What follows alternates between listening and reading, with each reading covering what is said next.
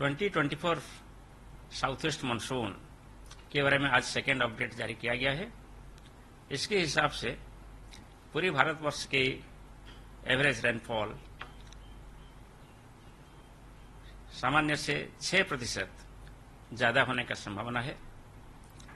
सामान्यतः 87 centimetre rainfall 1 जून से 30 सितंबर के दौरान रिकॉर्ड किया जाता है पूरी इंडिया के एवरेज लेते हुए, और इस बार इसी पीरियड में 87 सेंटीमीटर की 106% होने का संभावना है।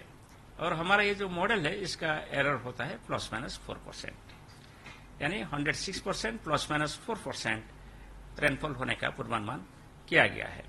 रेनफॉल डिस्ट्रीब्यूशन देखें पूरी कंट्री में, जैसे हमने पहले चरण में 15 अप्रैल को बताया था, अभी पूर्वानुमान इसी तरीका का है। लगभग अधिकांश जगह में नॉर्मल से एबव नॉर्मल रेनफॉल होने का संभावना है।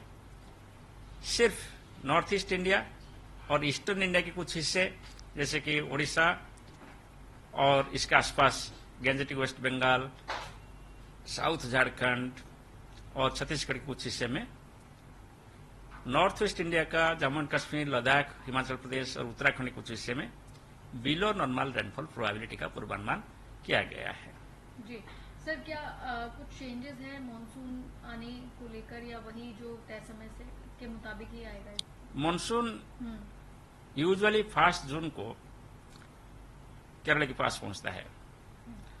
हमने मई 15 को ये जानकारी दिए थे कि इस बार मानसून 31 में ±4 डेज में केरल के पास पहुंच सकता है।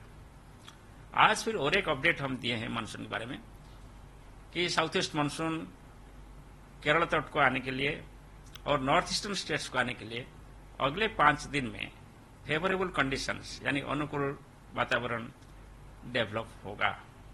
जी। इसका मतलब है कि नॉर्मल डेट के आसपास मानसून पहुंचेगा। सर, नॉर्थ इंडिया में काफी इस वक्त गर्मी पड़ रही है, तो यहाँ पर मानसून कब तक आने का? नॉर्थ वेस्ट इंडिया में अभी heat wave to severe heat wave condition चल रहा है, और ये जो स्पेल है शुरू हुआ था 16 मई को, धीरे धीरे राजस्थान में डेवलप हुआ। इसके बाद Gujarat, Punjab, Haryana, Chandigarh, Delhi, West UP, even some parts of Jammu और मध्य प्रदेश को स्प्रेड हुआ है।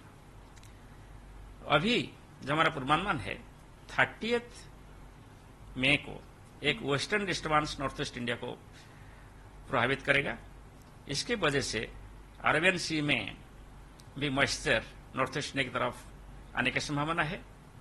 इसको देखते हुए हम आज पूर्वानुमान किए हैं कि 29 तारीख तक ये heat wave to severe heat wave condition जारी रहेगा, और 30 तारीख से ये कंडीशन में इंप्रूवमेंट होगा, यानी हीट वेव कंडीशन रिड्यूस होगा। मानसून तो बहुत दूर है अभी। यूजुअली 29 जून होता है नॉर्मल डेट दिल्ली में मानसून पहुंचने के लिए, इसलिए इसके साथ मानसून ऑनसेट का कोई रिलेशन अभी दिखाई नहीं दे रहा है। सर, जून में भी आपने हीट वेव को लेकर ब्रीफिंग की, तो जून में क्या स्थिति रह सकती है हीट वेव? जून महीने में यूजुअली 3 दिन के लिए हीट वेव कंडीशन देखने को मिलता है नॉर्थ वेस्ट इंडिया में। इस बार जो पूर्वानुमान आज जारी हुआ है इसके हिसाब से अगले 2-3 दिन ज्यादा हीट वेव कंडीशन देखने को मिल सकता है, यानी 4 से 6 दिन या 7 दिन तक heat wave condition north East India में जून महीने में इस बार देखने को मिल सकता है। सर, टेम्परेचर कितना जा सकता है हाईएस्ट?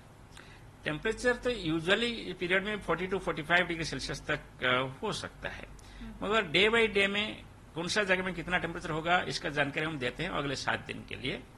वो पूर्वानुमान हम 7 दिन के अंदर हर दिन अपडेट करते रहते हैं। जी सर, क्योंकि कई जगहों पर, कई राज्यों में 50 डिग्री तक भी तापमान पहुंच रहा है, तो ये बना रहेगा, इससे कम जाएगा या ऊपर? जी, मई महीना जो होता है वो हॉटेस्ट मंथ होता है जैसे राजस्थान के लिए, तो इसलिए इस बार ऑलरेडी टेम्परेचर ऐसे रिकॉर्ड हुआ है, और जब तक मानसून नहीं आता है तब तक कंडीशन ऐसे फेवरेबल रहता है कि हायर टेम्परेचर और हीट वेव कंडीशन डेवलप करने के लिए, अनलेस कोई वेस्टर्न डिस्टर्बेंस आ जाए। जैसे अभी एक वेस्टर्न डिस्टर्बेंस आकर ब्रेक दे रहा है और टेम्परेचर फॉल होगा। सर, एक साइक्लोन भी है जो बंगाल में दिख रहा है, उसको लेकर क्या अपडेट है? जो साइक्लोन है, जो सीवियर साइक्लोन स्टॉर्म बंगाल की खाड़ी में डेवलप हुआ था, जिसका नाम था रिमाल, वो 26 तारीख मिडनाइट में बांग्लादेश और वेस्ट बंगाल कोस्ट को हिट करते हुए नॉर्थवर्ड गति किया और अभी इसका स्टेटस यही है कि बांग्लादेश में ये केंद्रीभूत है और इसका विंड स्पीड अभी 60 to 70 kilometre per hour gusting to 80 kilometre per hour चल रहा है। धीरे धीरे आज रात में ये एक डीप डिप्रेशन में परिणत होगा। विंड स्पीड 50 से 60 किलोमीटर प्रति घंटा, गस्टिंग में 70 किलोमीटर प्रति घंटा हो जाएगा। फिर कल शाम तक ये वीक होते हुए एक लो प्रेशर सिस्टम में डेवलप हो जाएगा और ये नॉर्थ ईस्टर्ड मूव कर रहा है, इसलिए इसका जो एडवर्स इम्पैक्ट है अभी जारी है वेस्ट बंगाल में। वो कोस्टल डिस्ट्रिक्ट जो कि बांग्लादेश को लगे हुए हैं, जैसे कलकत्ता, नदिया, मुर्शिदाबाद और साउथ 24 परगना, नॉर्थ 24 परगना, मगर धीरे धीरे यहाँ इम्पैक्ट कम हो जाएगा। रेनफॉल जारी है, रेनफॉल कम होता रहेगा, विंड स्पीड कम होता रहेगा।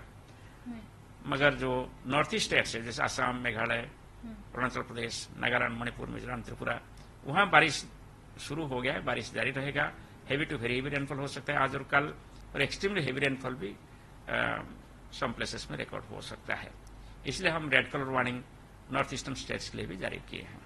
सर एक सवाल और, जब आपने ब्रीफिंग दी उन्हीं के दौरान उत्तर पश्चिमी भारत के अधिकांश इलाकों में और मध्य प्रदेश के इलाकों में भी काफी गर्मी पड़ेगी, इससे लेकर बुजुर्गों को, कई लोगों को लिए चेतावनी जो आपने जारी की है सावधानी के लिए।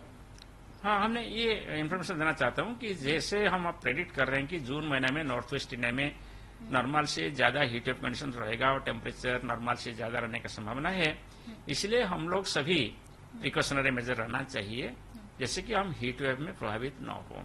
स्पेशली जो ओल्ड पर्सन है, चिल्ड्रेन है और जो पर्सन जिसके साथ कोमॉर्बिडिटी है यानी कोई डिजीज है, वो सभी स्पेशल केयर लेना चाहिए।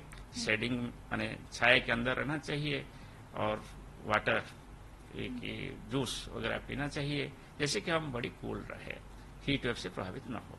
सर एक बार कौन कौन से एरिया रहेंगे इस जून में? North west India, north west India तो आता है कि राजस्थान आता है और पंजाब आता है, हरियाणा आता है, नॉर्थ वेस्ट यूपी आता है, बस।